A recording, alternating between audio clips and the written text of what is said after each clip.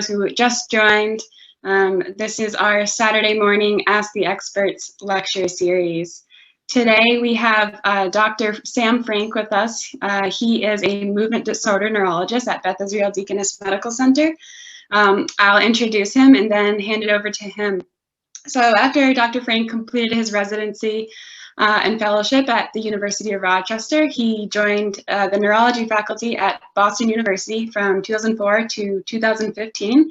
He has been involved in multiple clinical research projects involving Huntington's disease and Parkinson's disease. And the human-based research work that he has been involved with include ethics in surgical trials in Parkinson's, biomarker discovery work, and evaluation of drugs to address Parkinson's symptoms and evaluation of possible disease-modifying drugs. He has several active multidisciplinary clinics at Beth Israel, and he also serves as the inpatient neurology consultant for the specialized Huntington's disease service at Tewksbury State Hospital. So without further ado, I'll hand it over to Dr. Frank to talk with us today about viruses and not just coronavirus and PD. Dr. Frank. Great. Thank you very much. And thank you everyone for joining us today on a rainy Saturday. We always wish these sessions could be in person, and it's in some ways easier for you to just roll into your living room and fire up your computer. Just a couple of logistics. If you have questions, please put them in the Q&A section anytime. That's one of the advantages of this. Just to keep the flow of the conversation, I'm going to talk for about 35 or 40 minutes to present some information that hopefully will trigger some questions and thoughts and discussions. And so we'll put your questions into, if you could put your questions into the Q&A section, we'll try and address all of them. We have plenty of time, hopefully, to address them. Another advantage is that I see that we have 77 screens up, and I know that the room that we usually hold can only take 80 people. So we probably have double the number of people that we're able to accommodate, which is nice. Please feel free to share any of the information that you see today. And this is also being recorded. So if you choose to ask your question at the end using video or voice, then please be aware that you will be recorded. But we also are able to edit that out because it's at the end if that's something that you choose in terms of your privacy. Okay, so today I want to talk about viruses and Parkinson's disease. And of course, everyone is thinking about coronavirus, since that is a global pandemic that is ongoing and is really at the forefront of everybody's mind around every activity. So I want to just touch on Parkinson's disease and coronavirus to start off. But there are many viruses that actually can impact Parkinson's disease. Usually we're talking about the onset or a potential risk factor. So I want to talk a little bit about the history of that. And then viruses in today and how that may impact. Really what I wanted to focus is on more detailed information about coronavirus, and then how we can take advantage of the mechanism of how viruses work for our own potential therapeutic use. And finally, I want to finish up again with revisiting Parkinson's disease and coronavirus. So these are the big picture topics that I want to cover today. I really thought we had to address the elephant in the room. And I don't think that a single visit goes by without someone asking these questions. So I'm going to list them here. I'm going to repeat them at the end for people that join us later. And I'm going to talk about why this might be the case in between. And so right now, there is no clear connection between Parkinson's disease and the coronavirus in terms of the pandemic that's going on right now. Patients with Parkinson's disease are not at higher risk than other people for COVID-19 simply because of Parkinson's disease. And the other question is that hopefully we're going to have some therapeutics around the corner. And as far as we know, people with Parkinson's disease can be given vaccines that are in development at this point, similarly to all the other vaccines that they can and should get for general health. So I just want to lay that as the groundwork.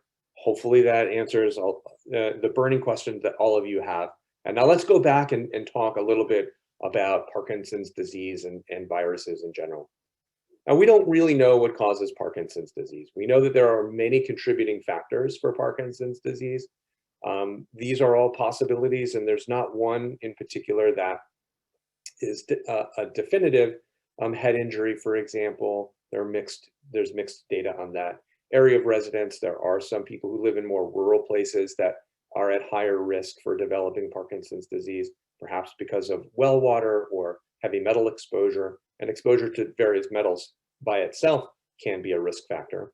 Occupation, and it's not clear exactly why. So for example, physicians and specifically anesthesiologists and infectious disease specialists may be at higher risk.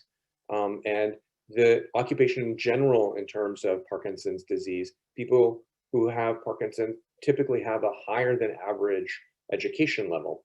It's not clear exactly why that is. There are certain solvents or PCBs that can increase your risk for Parkinson's disease.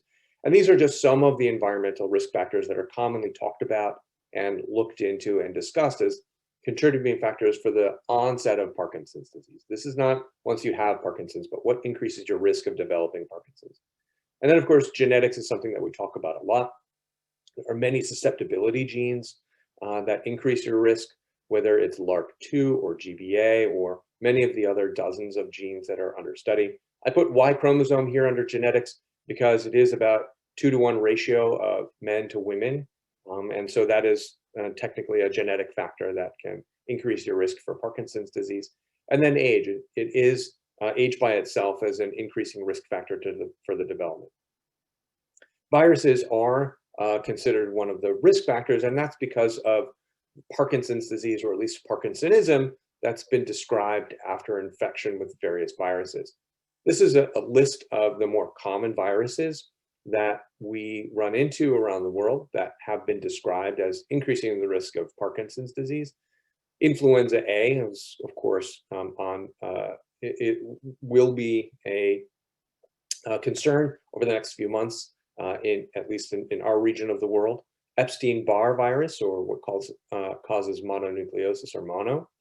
Varicella zoster, or the chickenpox virus. Hepatitis C, HIV, the Japanese encephalitis virus, and the West Nile virus.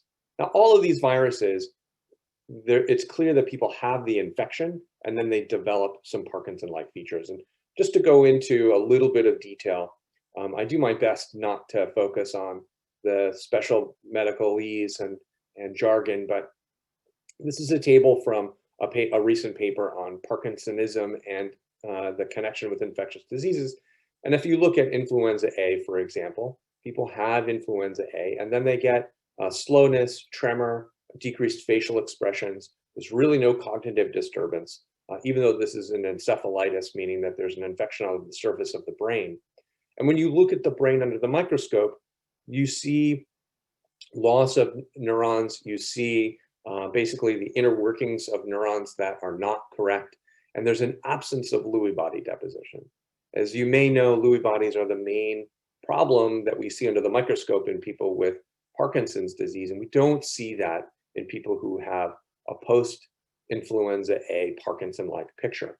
And that may be one of the hallmarks of all of these post-infectious diseases. Even though they may have some Parkinson-like features, we really don't see the same pathology when we look at the brain under the microscope. But you can see that all of these have some degree of Parkinson-like features. Most of the time it's slowness, stiffness, tremors, and some other various features related to Parkinson's disease. Sometimes we do see problems in the brain itself, but it is different than the underlying issue in Parkinson's disease. Now, this came out this week. This diagram, I should say, came out this week. And I just thought that it really summarized everything related to what we're going to be talking about today. It's from the Lancet, and it's a relationship between SARS-CoV-2, or the name of the current coronavirus disease, infection, and Parkinsonism. But I thought, you know what? You really can take any of those viruses from the previous slide and insert it into where we are talking about in terms of the coronavirus. If you think about the person being at the very center of this, having the SARS-CoV-2 infection, this is where it's talking about. what may lead to Parkinson's disease or acute Parkinsonism. And some of these factors are already related to Parkinson's disease. If you look on the left side, there's individual susceptibility. We've talked about genetic and environmental factors. Perhaps someone may even be pre-symptomatic in terms of Parkinson's disease, and then they have the SARS-CoV-2 infection. They have coronavirus 19 infection, and that can lead to other issues. There are other contributing factors from above and below. From above, in terms of the systemic disorder, we know that there's a lot of inflammation, specifically with this virus, and direct central nervous system or brain invasion, and this is through various mechanisms. Inflammation, for example, breaks down that tight barrier that the brain puts up to lock out the rest of the world. And from below, there's post-infection immunomediated. So in other words, our own immune system may be a carrier of various viruses or the inflammation aspect of things. And then other factors such as aging. And there are three potential outcomes that are listed here if we're talking about Parkinson's disease. It doesn't mean that it's going to lead to this, but if there is a connection, how is it connected? And so the top one, hyposmia, is a term for decreased smell, and you probably have heard of people losing their sense of smell or taste in the context of coronavirus. And these people may go on to develop acute or even subacute Parkinsonism and have some residual Parkinsonism afterward, but the vast majority of these patients will go into remission and not have any residual. There are some patients who may go on to develop Parkinson's disease itself in a more traditional manner. This may be people who were on the left side of this diagram and already may have had pre-symptomatic Parkinson's disease that were put over the edge because of this virus or any type of infection. And I think one thing that we don't know yet, because it just hasn't been enough time, is Parkinson's disease down the road. Does a viral infection like coronavirus, will that increase the person's risk of developing Parkinson's disease down the road? And I don't think that we know the answer to that, but I think it is similar to other viruses in terms of it's possible that it may increase your risk of Parkinson's disease, and that's what that scenario on the bottom is about. I want to go back to about 100 years ago, and the last pandemic that we were dealing with. And in late 1916, while treating patients in the psychiatric neurological clinic at the University of Vienna, Dr. von Economo examined several patients who presented with very unusual neurological symptoms. Every single patient had had an influenza-like prodrome, and of course the Spanish flu was then, so he just considered that this encephalitis or brain infection was caused by the influenza outbreak. And there were three types. Encephalitis lethargica comes from encephalitis is infection and inflammation of the surface of the brain, and lethargica is, of course, sleepiness. And that was the first type, was people who had this deep sleep, excessive sleepiness, and then really couldn't move their eyes. So somnolent ophthalmoplegic was the first type and the most common. The second type was hyperkinetic. So we talk about Parkinson's disease as a hypokinetic disease. Hypo meaning not enough, and kinetic meaning movement. So slow movement or not enough movement. And amyostatic akinetic. And this is really more of a muscle and slowness version of encephalitis lethargica. In the acute phase, when there was the infection going on, there was excessive sleepiness. People would sleep for days or weeks. They couldn't move their eyes. They, of course, had fever, and they had various movement disorders. There were a lot of different aspects of movement disorders that were described. And these were the most common, but a lot of different neurological issues were raised. And in the more chronic phase, this could occur months or years later, and it was characterized by Parkinson-like signs. Sometimes it was very severe, and people wound up in a nursing home setting. You may have read the book or seen the movie Awakenings, which is really the story of levodopa, but levodopa in the context of patients who had post-encephalitis lethargica, Parkinsonism. And so that was a more severe set of patients. Many patients had a more mild form. When I was at the University of Rochester in the early 2000s, I did take care of one patient who had a Parkinsonism after encephalitis lethargica. He was quite mild and did quite well. He just needed very low doses of levodopa and did not progress, but had a very static disease. So if you haven't seen the movie with Robert De Niro and the comedian, I'm blanking on his name, but anyway, it's a great movie, and it's a well-written book as well. Oliver Sacks's writings are phenomenal. Robin Williams, there we go. Parkinson's disease and the connection with coronavirus is not news. I know that we're all talking about it, and we've thought about it as being news, but this is a paper from 1992.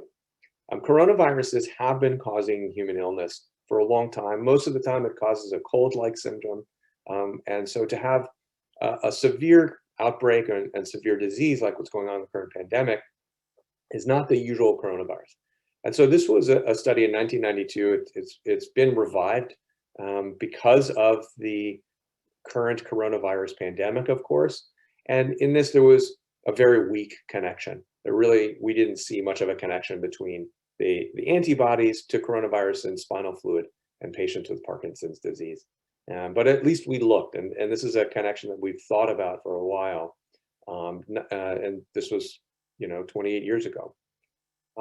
And SARS, some of you may remember the outbreak in the early 2000s.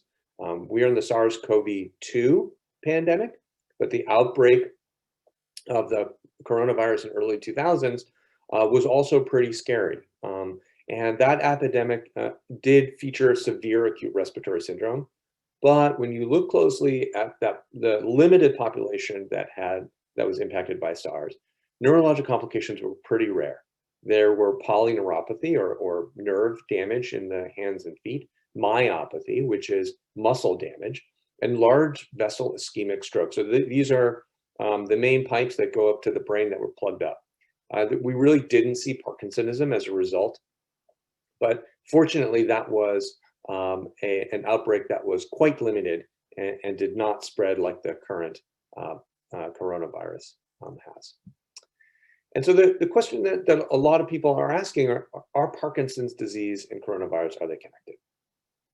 And here are some of the evidence to say perhaps they are. And hyposmia, as I said, is lack of smell. It's usually associated with lack of smell and taste. And this is one of the most common features of a coronavirus infection. The difference is that it's completely reversible. And so people are getting their sense of smell and taste back, but it does raise the question about the connection with Parkinson's disease, because many people with Parkinson's lose their sense of smell or taste at the time of diagnosis, or sometimes months or years prior to the diagnosis. As far as we know, there's not a direct connection between the smell structures and movement structures in the brain, but both do use dopamine. And so there may be a connection from a neurochemical perspective, not necessarily just a structural one.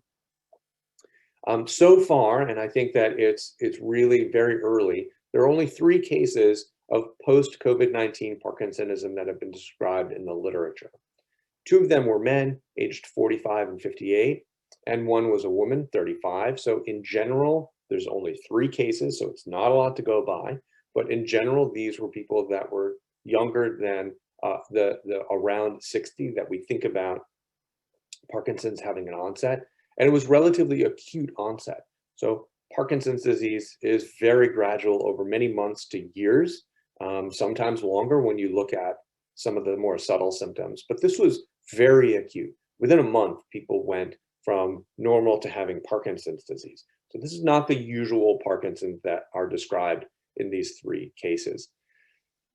I think we're still looking. I think there's a lot of vigilance that's going on, but we don't have evidence right now that the coronavirus directly causes Parkinson's disease or even Parkinsonism, similar to the other viruses that can do it.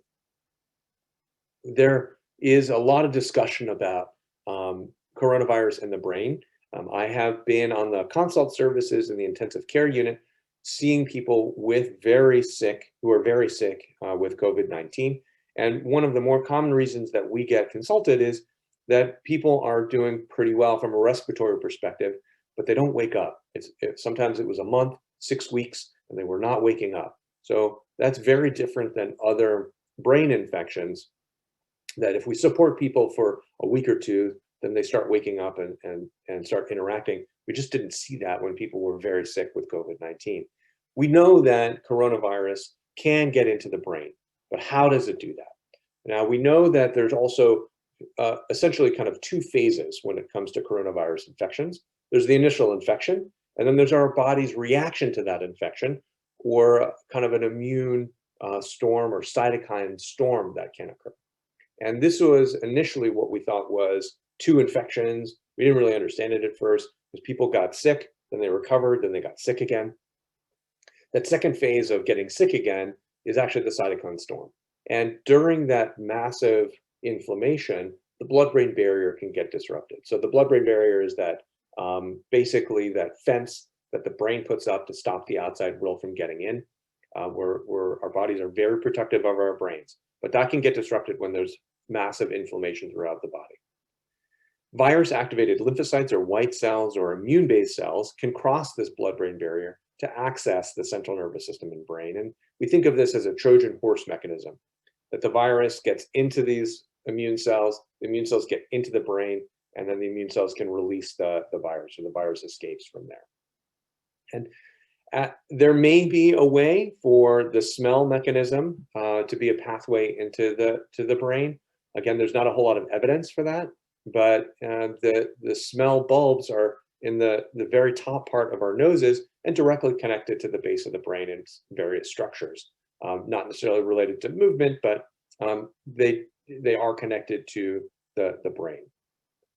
And ACE2 or angiotensin converting enzyme receptors, and this is one of the main chemicals really in the lung, but we also know that this is how coronavirus gets into the body, is through ACE2 receptors, and these are also expressed in neurons and many of the support cells around the neurons, including the substantia nigra and the olfactory bulb. These are the main dopamine producing and using places in the brain. Substantia nigra, of course, is the structure that's predominantly impacted in Parkinson's disease. And so is there a connection between the ACE2 receptors where coronavirus gets in and these specific structures? This is one other possibility. Now, as I've said, based on limited evidence and not a lot of time and fortunately not a lot of pathology, SARS-CoV-2 enters the brain, but there's no data to support a preferential area for the substantia nigra which is impacted in Parkinson's disease. Talking about COVID-19 in general and neurological issues, I think that we are still looking at this. There's a lot in the acute phases, and I think that not enough time has gone by to look at what are the issues long term. When you look at the biggest study right now, this was also first reported out of Wuhan, China, and there were 214 patients that were studied. There were 88 who had severe disease and 126 who were non-severe patients. Now, even non-severe can be pretty significant in terms of the disease that's impacting them, but that's how they were split up. And of all of those patients, about a third, 36%, had neurological manifestations. It was more likely to happen in the more severe patients, but it was not exclusive to them. Acute cerebrovascular disease, and we're talking about stroke and plugging up of the blood vessels as it goes to the brain. We are still concerned about that, and we've adjusted our therapies acutely in people who are very sick to address the strokes that may be related to coronavirus infections. Impaired consciousness, and I've mentioned that a little bit already, and skeletal muscle injury. And so this is in the acute setting that we're seeing this. Again, long-term, it hasn't been out long enough for us to discover what is the long-term issue when people have a COVID-19 infection. Now, this was an interesting paper that I thought, I should bring up, because Parkinson's disease and SARS-CoV-2 is not all negative. And so this is the title of the paper, The Possible Protective Role of Alpha-Synuclein Against Severe Acute Respiratory Syndrome Coronavirus 2 Infections in Patients with Parkinson's Disease.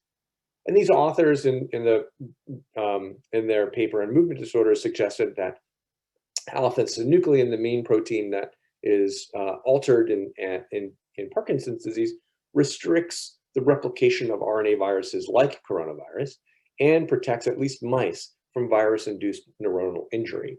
Now, mice are not people, but it can give us a good idea in terms of models of proteins and viruses.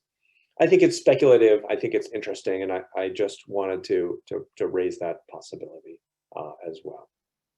Now, I want to move into the therapeutic uses of viruses, and so this is shifting a little bit away from the direct connection of coronavirus and Parkinson's disease, of course, but how viruses are used for our therapeutic use. Now, this is from NIH, and just a general overall scheme of what is gene therapy. And you can see that the very first thing in the upper left-hand corner of this figure is a virus. And so we take viruses and we alter them so that they do not cause disease, and we hijack their centers. Viruses in general work because they have a capsid, basically a protein that's around a section of genetic material, DNA or RNA, and they get into cells of whatever organism they're infecting, and they get to the nucleus of a cell where the genetic material is, and they hijack that mechanism or insert themselves. And so we can do that for our own therapeutic use, and that's what we've done. That's what this example is here. Adenovirus, which is one of the viruses that can cause a cold, gets into this organism, gets into the cell, and then goes to the nucleus where the genetic material is, and then you can see they zoom in on the right side there, and it inserts its nuclear material into the genetic material of the cell, which then can be can infect the cell and take advantage of the cell. And we can do this by altering viruses. And so we've been working on this for a long time. When Molly introduced me and said that I'd done some work with ethics in Parkinson's disease, this was part of the Parkinson's disease gene therapy study group in ethics. And that was going on in 2002. We are just now putting that information and technology into human use. This is not new, though. This is something that's been done for a long time, really, for the past couple of decades, and not just in neurologic diseases, but lots of different diseases and lots of different viruses, too. These are viruses on the left side there. You can see the virus and their names, the different viruses that we have used for gene therapy in humans. And you can see that there are lots of them, and there are advantages and disadvantages for each of them. Most of the time in neurologic diseases, we're using that second one down, AAV, or adeno-associated virus. The reason that we do that is that it can get into the brain, and there is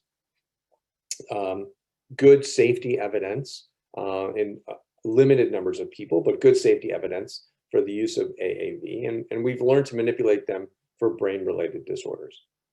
And that's exactly what at least one company in Parkinson's disease has done, Voyager Therapeutics. They've completed their phase 1 trial. They've moved on to more advanced trials. And what they have proposed is taking a virus, putting it into the brain so that in the areas where dopamine is needed, there is enhanced conversion of levodopa to dopamine by increasing the activity of an enzyme called AADC. And in the lower corner of this slide, you can see this is just what happens in terms of dopamine. Levodopa gets converted to dopamine, and that's one of the reasons that our main medications that we use is levodopa. Carbidopa stops the gut from converting levodopa to dopamine, so that more of the levodopa gets into the brain, and then the brain is able to convert levodopa to dopamine. And you can see that if there's more or enhanced function of AADC, of enhancing levodopa to dopamine, then that's the path of least resistance, and there's going to be more dopamine that's produced. So COMT inhibitors like entacapone, opicapone, tolcapone, they block levodopa from getting broken down into an inactive compound or from breaking down dopamine into its metabolites. And so that's where that medication works. You can see MAO or monoamine and monoamine inhibitors block one of the breakdown products of dopamine to, again, keep more dopamine around. So that's just kind of a hint in terms of how medications work that you're already on, but the trial looked at converting levodopa to dopamine in the brain in a more enhanced fashion. Now, this was phase 1, means it's the first in humans, and so there's often, there's rightly so, a focus on safety and what is the right dose.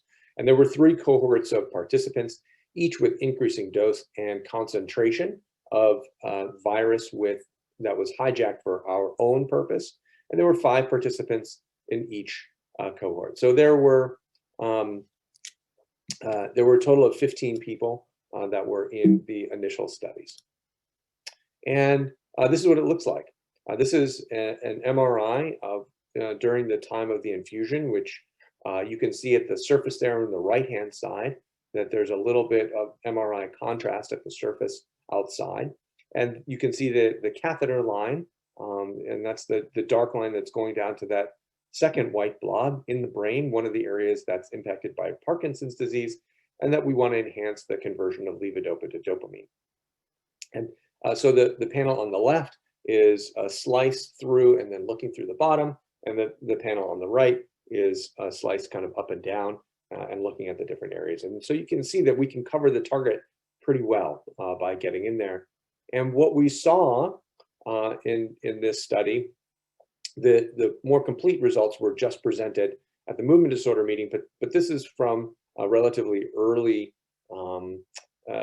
data at 6 months. And you can see that there was increased activity of this enzyme by PET scans. And again, cohort 1, it was lower dose and lower concentration, whereas cohort 3 was higher. And so you can see that the higher the dose, the more the enzyme activity.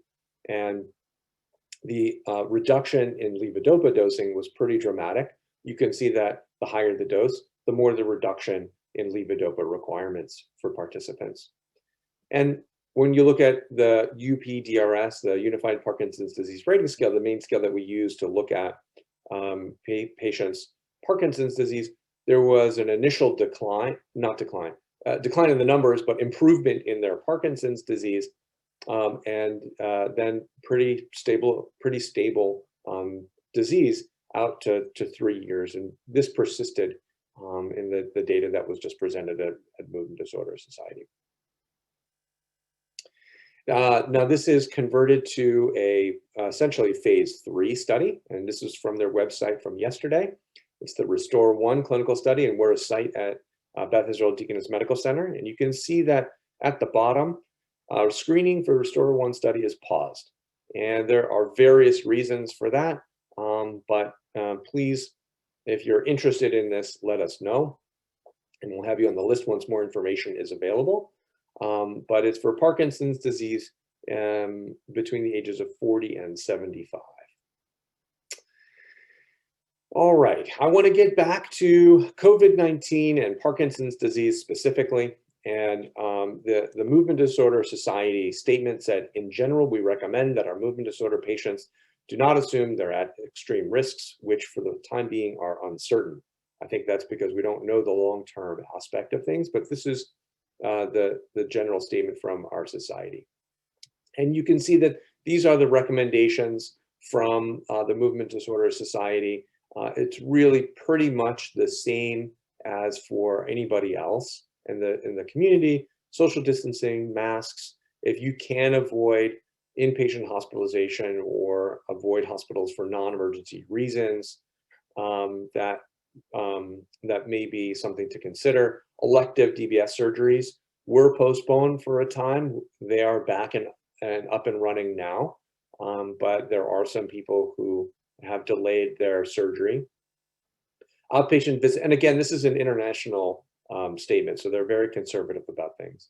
Outpatient visits can be substituted by available tools of telemedicine and can be performed, but they're recommending should be performed only when direct contact is necessary.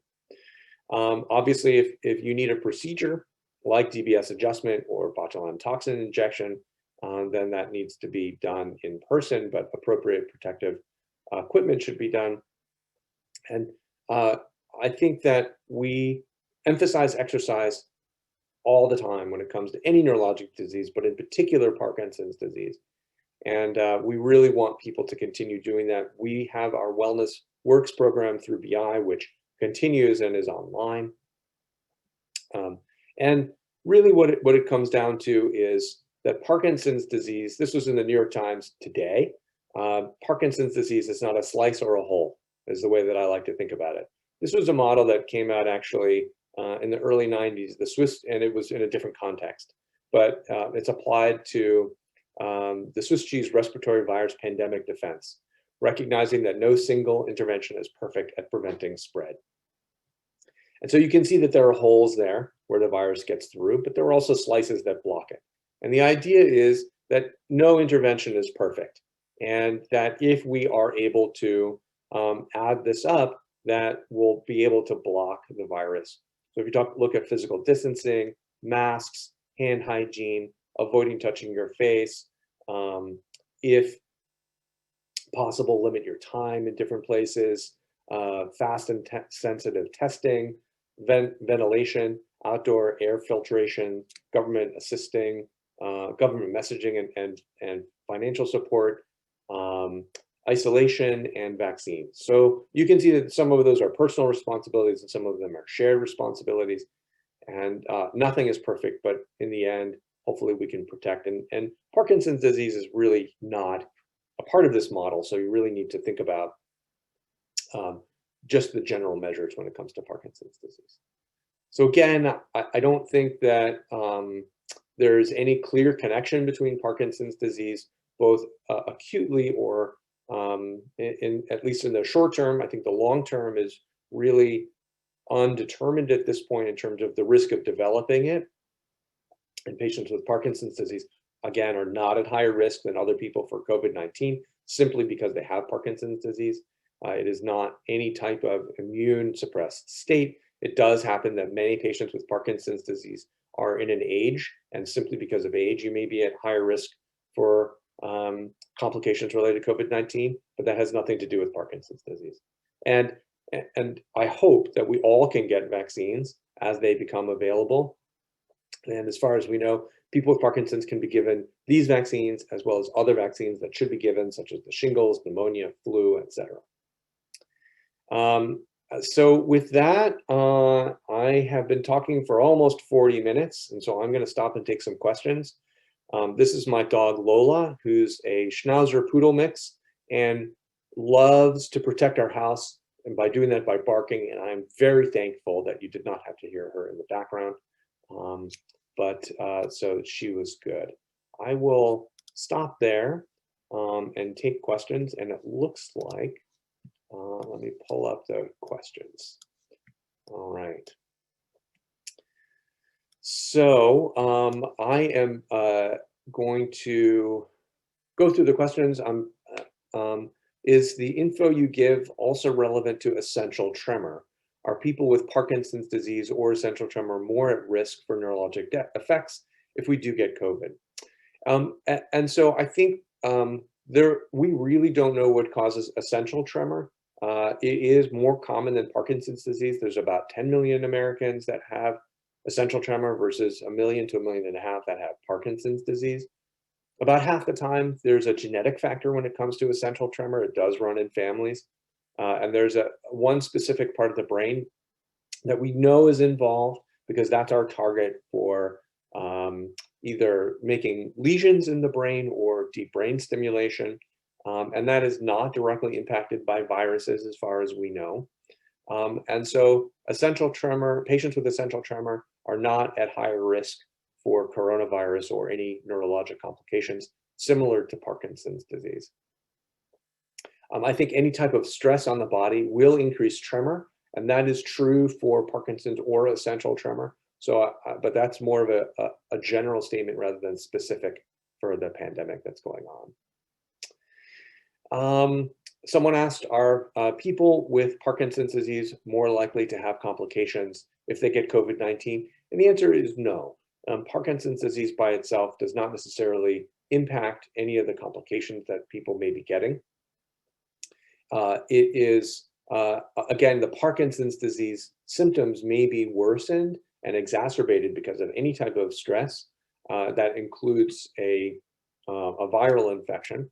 And so this is not, people with Parkinson's are not at higher risk for complications just based on the fact that they have Parkinson's disease. And then based on the next question, based on the limited study of RNA you mentioned, how might that relate to the vaccines now coming out, which are based on mRNA modifications? Does that mean that the new vaccines may not be effective for Parkinson's disease patients? The way that the RNA vaccines are working, they're not all RNA based. The Pfizer and Moderna are, but there are others that are not, that are in development. So, for example, well, there's close to 20 different vaccines that are under study right now, but many of them are actually not RNA based. Even the RNA based ones, it really, the RNA that's there is a piece of the RNA virus that triggers our own immune response. That's how that works. The vaccine is not integrated into our own genetic material in any way. This is not DNA that's being given, it's RNA. Our DNA doesn't change. RNA is constantly generated and broken down to interpret DNA and make the proteins. That's kind of RNA's job. And so the RNA that is given as the vaccine triggers our body to create antibodies against coronavirus. So that's how that works.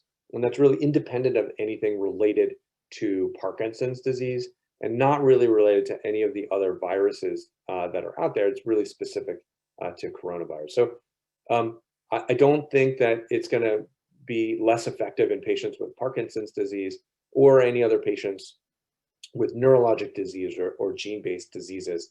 The RNA vaccines are really specific to coronavirus. So I think that as far as we know, there's no reason to think that it would be any more or less effective or more or less safe in patients with Parkinson's. Right. Next question. Are some of the symptoms that are virus-induced reversible? Yes. And in fact, the vast majority of people that have a viral infection have those symptoms reversed. And you can probably think of the last time that you had a cold, right? So you had fever, you had a cough, you had a runny nose, you had a sore throat. Those things didn't persist. Your body got rid of the virus. All of that is actually mostly our body's reaction to the virus there rather than the virus itself causing those things. And then it goes away. And people can have some residual, but even patients who have Guillain-Barré syndrome, for example, which is an autoimmune disease, which is really the body attacking its own nerves after some type of immune stress, people recover from Guillain-Barré. And so the symptoms that are virus-induced from coronavirus, as far as we know, are reversible. Now, they may persist. And again, there are people who have kind of a post-viral residual for a long time that may last weeks to months, whether it's from a respiratory perspective or a muscle perspective, but people continue to improve over time. But the human body is pretty remarkable in these cases in terms of recovering. The next question, what if anything can people with Parkinson's disease do to beef up lung function in case we get COVID? Spirometer, Tai Chi, breathing, anything. And I would say, don't give up your exercise. 150 minutes a week is what we recommend as a minimum. And that means that you're a little out of breath, maybe a little bit of sweat, and that can improve and maintain your muscle and lung function. There's nothing else specific that you can do. Spirometry, it's not a usual thing that people have. This is a little device that you breathe in real rapidly to try and expand your lungs. It's often given in people when they're in the hospital or post-surgery so that they expand their lungs. But I would say any type of exercise to keep up your muscular health and cardiovascular as well as pulmonary function, I think is the way to address that. But nothing specific in terms of Parkinson's disease. Someone asks, what about aspiration pneumonia that sometimes occurs due to swallowing problems?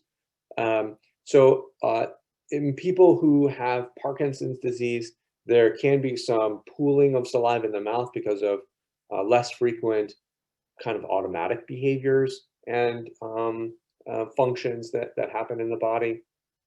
And those secretions can, if swallowing is impaired, can lead to food or liquid going into the lungs instead of down through the digestive tract. Viruses in general increase the amount of secretions, and if you are already at risk for aspiration pneumonia because of liquids and because of abnormal swallowing, you may be at higher risk when you have a viral infection. There's nothing specific in terms of coronavirus. That's really just related to that. As far as we know, these viruses don't impact swallowing directly. But if swallowing is a problem, as I said, anything that's a stress on the body can worsen Parkinson's disease, and coronavirus is no exception to that. I hope that answers your question. Please ask it again if I haven't addressed what you had in mind. The next question, there's increasing evidence of people who recover from COVID exhibiting long-term side effects. That is very true, unfortunately, especially cases of mental confusion or cognitive deficits. Does this perhaps raise a red flag for Parkinson's disease patients? And I would say that we haven't followed people long enough really to know, first of all, but anyone who has any type of neurological issues who then have additional neurological issues because of something like an encephalitis from a virus, yes, that's going to take them longer to recover. And if they were going to recover anyway, they probably would. If they were going to have deficits, that's not because they had Parkinson's disease specifically, as far as we know. The other thing to keep in mind when people are in the hospital, I generally tell people with Parkinson's that a day in the hospital is a week of recovery. I think that rule is actually probably too short for people that have had severe COVID-19 infections. And that's with or without Parkinson's, that we are seeing long-term issues in people who have more severe infections. So that a day in the hospital is a week of recovery is my general rule, but that may not be long enough for many patients. Next question, if a colleague is treating a patient with Parkinson's and COVID and asks you if there should be anything different about their COVID care, what would I say? Well, I always emphasize that when possible, medications should be given and not necessarily the Parkinson's disease medications adjusted while they're in the hospital, only because there's so many factors that are going on. Diet is different, timing is different. As I said, any type of stress can worsen Parkinson's. So if people are slower or stiffer or more tremor, then we shouldn't necessarily adjust their medications just because they're in the hospital. Obviously, if it's impairing their rehab, we may do that with the intent of backing down on the medications later. The other thing that I try and emphasize is that we often feel that if there's a problem, we should do something. And you don't have to do everything just because it's there. So for example, if someone has tremor, they're not really bothered by it, and they're pretty well controlled otherwise, just because they have that doesn't mean that we should be aggressive about changing their medications to address it. So addressing what's important for patients in terms of their function and their comfort, it should be the guide rather than strictly what we observe. And I have seen people with all different kinds of movement disorders wind up getting into trouble from a medication perspective because the physicians and nurses see something and they feel that we have to do something. And I think paying attention to what patients are telling, and patients and families are telling us about what's important is really what we should go after. So that's kind of what I talk about when it comes to my colleagues. The other concept is that just because they correct, let's say their sodium levels are too low, and then they correct them within a couple of days, and people without any neurologic issues might bounce back quite quickly. I tell people that it may be a little longer than people without any neurologic issues if they have Parkinson's disease in terms of what they're correcting. And so have a little patience. I think it's okay to tell my colleagues to have some patience. Next question is, Parkinson's a condition that might make patients eligible earlier than others to receive a vaccine? I really wish that were the case. I don't know what all the guidelines are. I haven't seen that release from the CDC yet. I know that healthcare workers and people in long-term care facilities are going to be first in line. After that, I really don't know what the order is going to be. I will certainly do my best to address, to be an advocate for our patients. But I think that high on the list were people above the age of 60. And so I think that may encompass many patients with Parkinson's disease. Obviously not all, there are many that are under the age of 60, but if 60 or above is the kind of cutoff for people that are first in line for getting the vaccine, then many patients with Parkinson's may fall under that category. Okay, next question. Sounds like PD patients will not receive any prioritization in COVID-19 vaccination eligibility. I think I just addressed that. Unfortunately, I think that is true. Again, based on age alone, you may be toward the front of the line, but not first in line. The next question, if people are getting reinfected with COVID-19, how does that affect the effectiveness of the vaccine over time? Great question. These have all been great questions. And I wish I had an answer to this one. There are people who do get reinfected with COVID-19. I think that it is a more rare situation than we think that's out there. Most of the time, at the early part of the pandemic, the reinfection was actually not a reinfection. It was the cytokine storm that we found out later, which, by the way, there are some researchers who propose that adequate vitamin D levels might actually be able to reduce that cytokine storm. So if you're not already taking vitamin D or getting your 20 to 30 minutes of unprotected sun in a warm area, then consider taking some vitamin D to help out with that. So that cytokine storm may be the second wave of issue rather than reinfection. There are clearly some patients who have been reinfected with a different strain of COVID-19. One of the good pieces of news out of this pandemic and this virus is that the virus does not mutate quickly. Viruses that mutate quickly, you can get infected and then get reinfected with a mutated form of the virus. That is not the case when it comes to the current pandemic and current virus. So, but there are people who do. I think that we don't know in terms of the efficacy of the various approaches in terms of vaccines, in terms of reinfection. I think I would hope that the companies that are developing the vaccines are going after triggering our immune system that will attack the virus as a whole and common parts of the coronavirus, rather than an individual part where one vaccine will just treat one strain of the virus and not the other. I don't think that's going to be the case. I think that the vaccines should be able to address all strains of the virus in the current pandemic. The next question, can a person contract the flu and COVID at the same time? And unfortunately, yes, they are two different viruses, so you can. Now, the good news when it comes to the flu is everything that we're doing right now because of the pandemic, wearing masks, washing our hands, keeping our distance, we're already seeing in parts of the world that are impacted by the flu that the flu levels are the lowest that they've ever been. And so everything that we're doing to protect ourselves from one virus will spread and be protective of other viruses as well. Unfortunately, if you do get infected with one, you are at risk for the other. And that's why I would encourage you to get your flu vaccine as well as the COVID vaccine when it becomes available.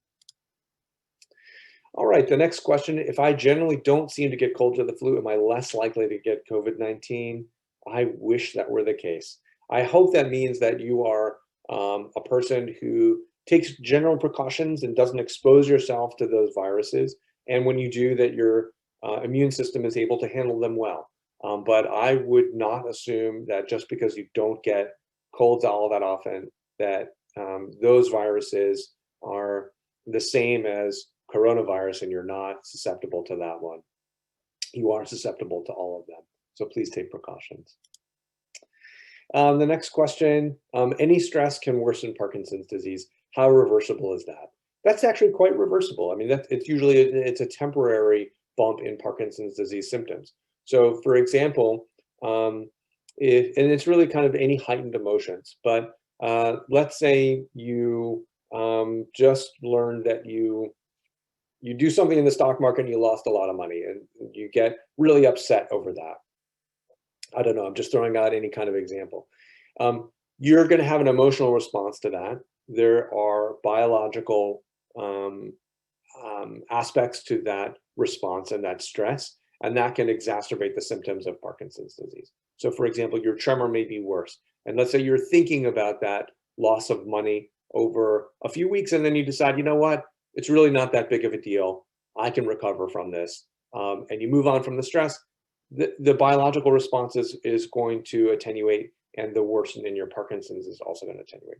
Similarly, if it's a physical stress, so you cut yourself and you need stitches, that's gonna, there's emotion tied in with that too, but there's also a physical response to a physical stress like that, or a cold, and there can be exacerbation. But once your body accommodates to that stress, whether it's a physical or emotional one or both, then the symptoms usually abate as well. So that is reversible.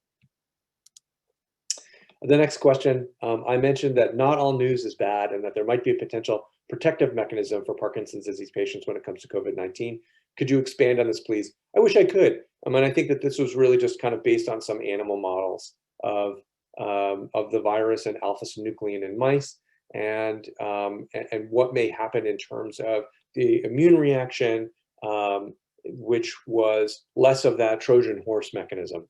And so there was a greater ability to fight off the infection because of the protein that was there, alpha-synuclein. It was just one paper, it was speculative, and it was in animals. And I think that that's unfortunately a theme for a lot of the research that's going on. Proteins are generated for a purpose. And there are, I think that we don't fully understand all of the ramifications of the protein alpha-synuclein, but clearly it's got a protective effect in certain circumstances. And that may be what was picked up, at least in that one study. And that's what the authors proposed. The next question, do I recommend the shingles vaccine for Parkinson's disease patients? Any of you who have had shingles know that it is, I have not personally had it, but my wife actually did. It is extraordinarily painful. You can have pain that lasts a long time following it. Postherpetic neuralgia is a seriously painful condition. And the acute infection can be bad. People can also get longstanding nerve damage and an encephalitis and brain issues related to it. So it's not a minor thing. And what I would say is, if it is safe for you from a general health perspective to get the shingles vaccine, I would get the shingles vaccine, yes. All right, the next question, I have essential tremor and got my flu shot this year. Should I get a shingles vaccine now or wait until COVID gets less prevalent? And you know, that's an excellent question for your primary care doctor. The timing of vaccines is an important issue, and I am not a vaccine expert. I am a Parkinson's disease expert, but I would definitely talk about that with your primary care doctor. I think if you're debating, should you get the shingles vaccine or should you get the COVID-19 vaccine, if it were me and my body and my choice and my preference, and this is specific to me, I would get the COVID-19 over the shingles. Shingles can wait, it's going to be there. And I think the sooner we can get this pandemic under control, the better. But I think that that's an excellent discussion for you to talk about with your primary care doctor to find out what's right for you.